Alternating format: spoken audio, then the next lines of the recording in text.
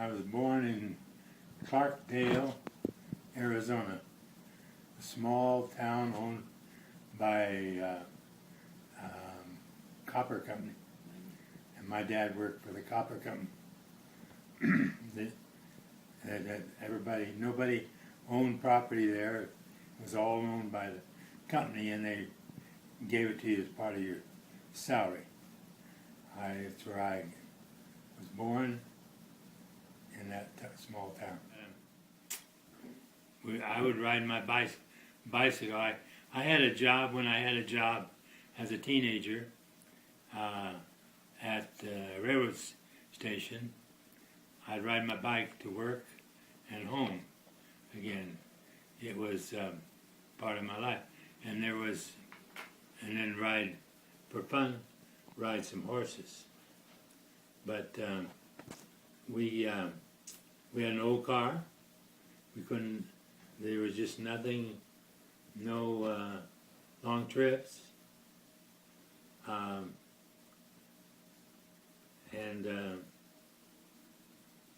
I don't know of any comparison for technology. Just wasn't any. My father was Floyd William Matthews. They named me William Floyd. My mother's name was Mona Mae, M-A-E, O'Neill. Oh, they were great. I thought I loved them, and they treated me good. I was kind of wild in my high school days. My mother would protect me, and my dad would get really mad if I came in late. My mother would leave the window unlocked so I could crawl in the window. My mother did all the cooking, and we would have relatives over on Sunday. Always a big meal on Sunday. And one interesting thing there, we would have iced tea. And so when I joined the church, I wouldn't drink iced tea anymore.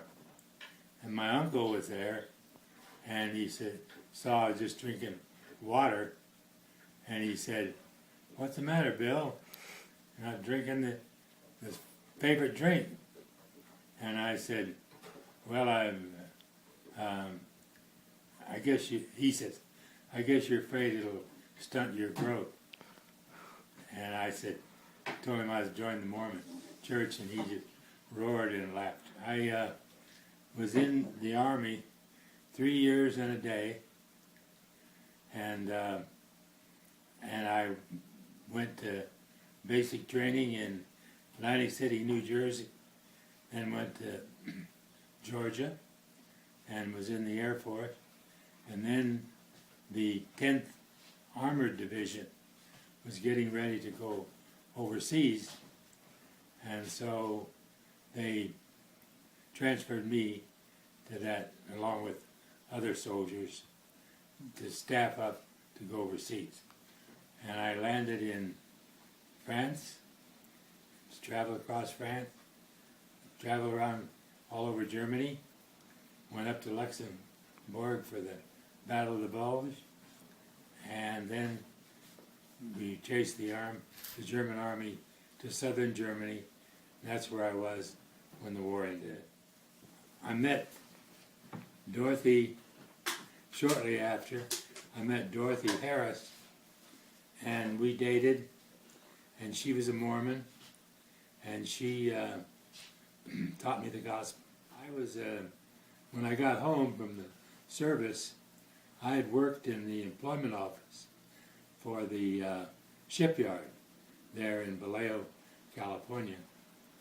And so I went back to work there, and I was just putting in my time.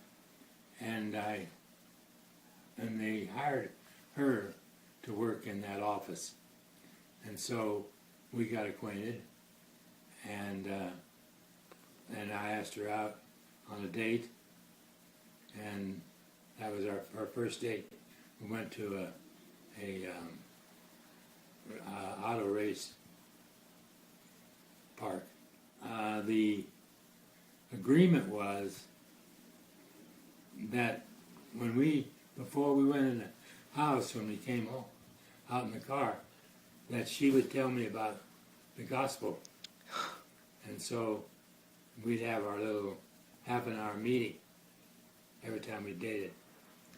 And then when we got kind of serious, she wrote to Paul Dunn, General Authority, told him about Bill, and asked him what he thought. He wrote back and said, "Sounds like Bill's going to make it. Just hang in there and keep teaching him." We waited a year so we could go be married in the temple. A friend who was also a convert to the church, I said to him, did you ever worry about the things they asked you to do? He said, I went with my wife to a church function, and they asked me to pray, and after we left, I said, that's the last time I ever get caught in that? But we made it. Let's see.